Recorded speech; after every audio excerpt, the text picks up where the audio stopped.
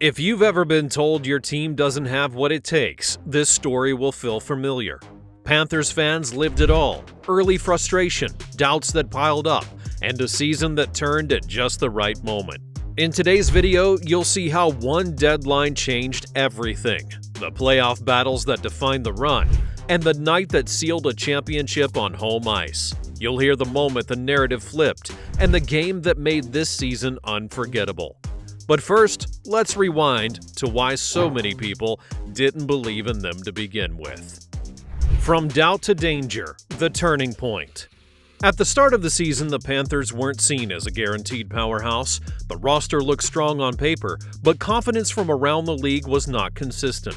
Some believed their core had the skill to compete, while others questioned whether they could match the steadiness of the Atlantic Division's proven contenders. The cautious voices grew louder as the first half unfolded. What frustrated fans most was inconsistency. One night they looked dominant, generating offense in bunches, and the next the same group struggled against teams lower in the standings. Several tight losses exposed defensive breakdowns late in the games, making it seem as though they couldn't hold momentum when it mattered. The questions piled up. Was this a contender learning to find its balance, or a talented roster stuck in the middle tier yet again? That back-and-forth pattern shaped the narrative around the team. For every highlight performance, critics pointed to the lack of follow-through. The division's depth didn't help. Steady rivals made the Panthers' uneven results appear more glaring, and conversations inevitably circled back to leadership and stability. Could the team actually survive a playoff push if it couldn't string together wins in the regular season? The pressure built not only on the ice, but in the front office as well. Management knew a passive approach could reinforce the storyline of wasted potential. Amidst all of the uncertainty, there were glimpses of something more. Younger players began carrying out noticeable minutes, bringing urgency in places where the group had struggled. Those flashes didn't transform the season on their own, but they hinted that the ceiling was still higher than many assumed. The question became whether management should trust this evolving dynamic or make a decisive move to force progress. Trade rumors became constant chatter, and every possibility was weighed as though it might determine the path of the season. So what did management do?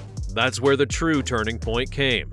At the trade deadline, the front office made additions that signaled belief in the roster's potential.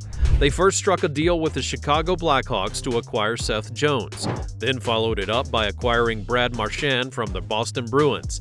These moves were not cosmetic, however. They reshaped how the team was able to play in critical moments. The impact became visible soon after. Wins piled up in stretches where they had previously faltered, and the mood around the team shifted.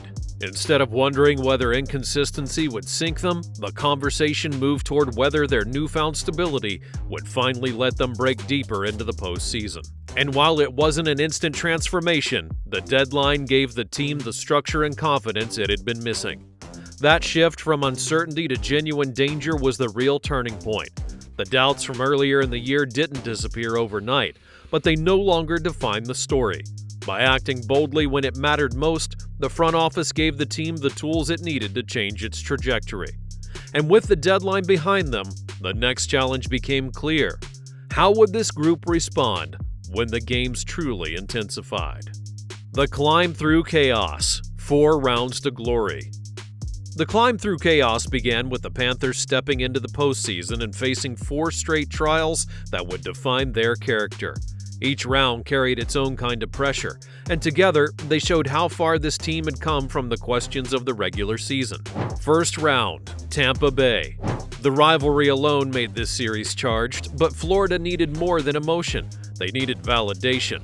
They handled the matchup in short order, outskating and outworking their opponent until the outcome was never in doubt. Florida won the series in 5 games while outscoring the Lightning 19-12 over the course of the series. The takeaway from this round was clear.